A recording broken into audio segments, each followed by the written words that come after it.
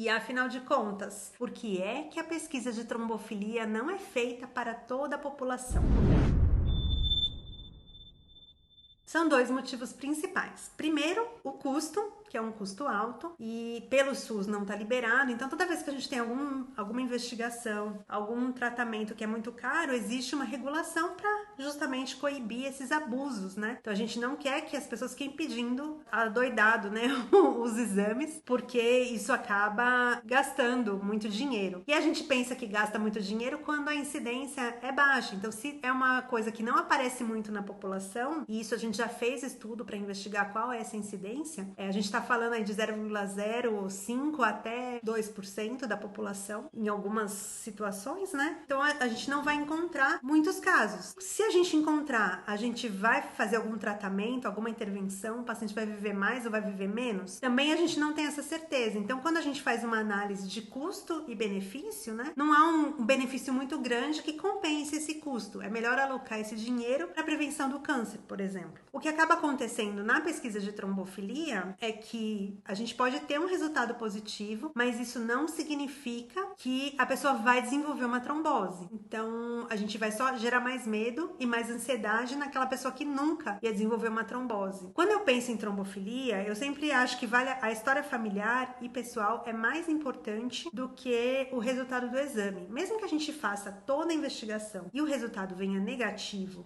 mas tenha essa história familiar forte, a gente vai manter toda a indicação de profilaxia primária e secundária. Então, às vezes a gente pega uma família que tem várias pessoas que tiveram trombose, fez a investigação, não tem nada, a gente vai contraindicar o uso do anticoncepcional, por exemplo, para as mulheres, pensando no risco que pode ter de desenvolver uma trombose relacionada aí ao medicamento. Porque a trombose, ela é uma somatória de coisas e a trombofilia é uma das coisas. Então, estar acima do peso, ser sedentária, fumar, usar algum tipo de hormônio, né, feminino ou masculino, né? Então estrógeno, progesterona, testosterona, alguns tipos de medicamentos, ter alguma neoplasia, tudo isso aumenta o risco de você ter uma trombose. Então, a recomendação de se investigar a trombofilia é naquelas pacientes que têm abortamento de repetição, quem tem história familiar, né? Então, parentes de primeiro grau, que a gente gosta de fazer é sempre investigar essa pessoa que teve a trombose e a partir desta pessoa investigar o resto da família. Eu, particularmente, gosto de investigar a família até para prevenir novos eventos nos familiares, porque sabendo qual é a trombofilia, a gente meio que consegue calcular o risco. Tem algumas que têm incidência baixa, mas dentro da família vai ter uma incidência alta. Então, eu tenho famílias que a mãe e os 2 filhos têm.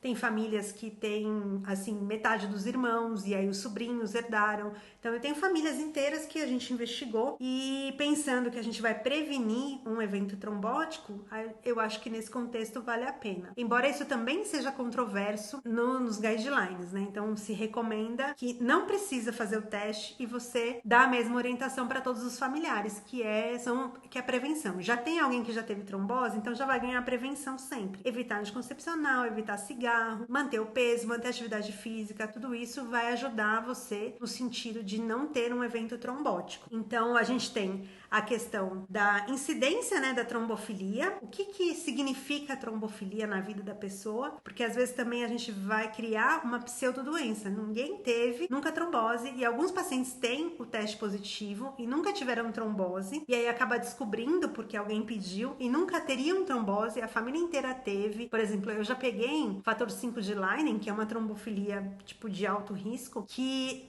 a paciente, fiz o diagnóstico com 60 anos, a gente acabou investigando a filha que teve uma trombose relacionada ao anticoncepcional e aí herdou da mãe, mas a mãe tinha 6 filhos, a mãe dela também tinha o fator 5, tinha tido 9 filhos, então não significa que ter a condição vai impedir você de ter uma vida normal. Acabou que nesse caso a gente investigou e aí mudou toda a orientação porque a filha acabou tendo a trombose. Então acho que foi somando fatores de risco. Quando a gente pensa em termos populacionais, é um desperdício de dinheiro, pensando nessa questão de gestão mesmo de negócio de saúde, né? Então, por isso que a gente definiu que não vale a pena fazer essa investigação. Essa definição não saiu da cabeça de ninguém, não. Foram feitos trabalhos investigando muitas pessoas e acompanhando essas pessoas ao longo dos anos para definir quais são as trombofilias que são mais prevalentes, ou seja, aparecem mais na população. Quando que vale a pena a gente investigar? Então, a gente tem toda sorte de trabalho que acaba ajudando a gente nessa decisão. Quando o paciente vem fazer uma consulta, né, individual aqui, eu sempre gosto de ponderar e checar toda a história familiar. E, eventualmente, se o paciente realmente quiser muito fazer essa investigação, e olha,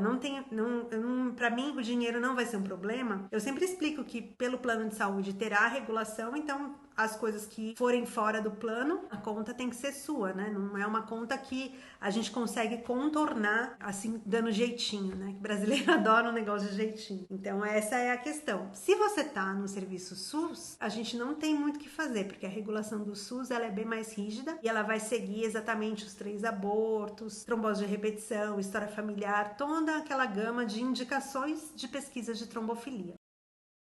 Se você discorda da indicação da pesquisa de trombofilia, comenta aqui, me fala o que eu posso fazer por você. Mas a realidade é essa, né, que se instala aqui na nossa vida. Espero que você tenha gostado do vídeo e se tiver alguma sugestão de tema, só deixar aqui nos comentários que eu vou adorar.